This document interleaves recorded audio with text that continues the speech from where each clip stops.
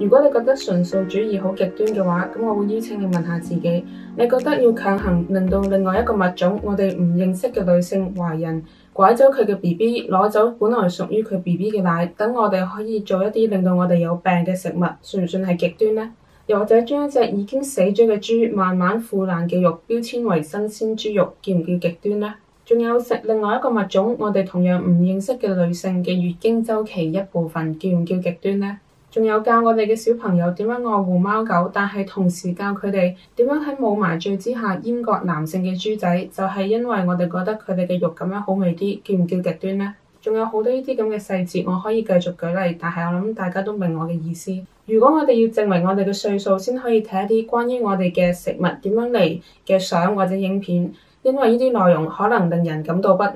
咁我哋係咪應該重新諗下乜嘢先係極端呢？全球而家有超過8億人捱餓，但係我哋製造大量嘅食物，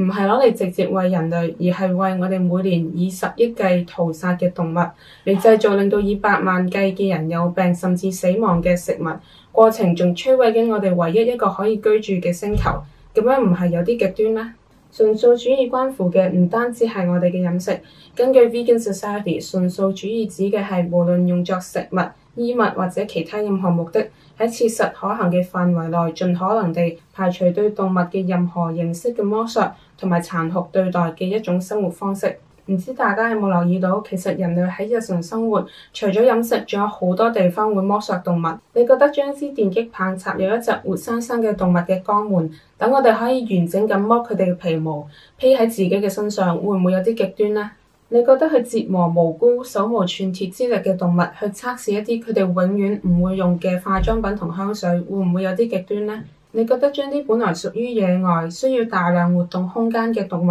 將佢哋一生韞喺一個好細嘅魚缸或者展覽館，無論佢哋幾時瞓覺、幾時食嘢、食乜嘢、幾時交配，甚至同邊個交配都係由人類控制，會唔會有啲極端呢？喺香港或者好多社會，食豬肉、雞肉、羊肉係正常，食貓肉、狗肉係殘忍恐怖，但係以上咁多種動物都唔食，反而有人覺得極端，點解呢？就係因為我哋由細到大都被灌輸一個觀念，認為某啲動物，例如貓狗係值得我哋愛護，但係其他第二啲動物，豬、牛、羊、雞、鴨、鵝等等就唔值得我哋嘅尊重。但係如果你好似好多人一樣已經反對虐待動物，當有個人喺街上面無端端去打或者去踢一隻狗，你覺得係唔啱嘅事嘅時候，你已經同意 Veganism 嘅價值觀。只係有啲人有時候仲未用行為去實踐心入邊已經有嘅價值觀。最後一點係好多人同埋社會嘅媒體會將純素者、推廣動物權嘅人士、動保人士等等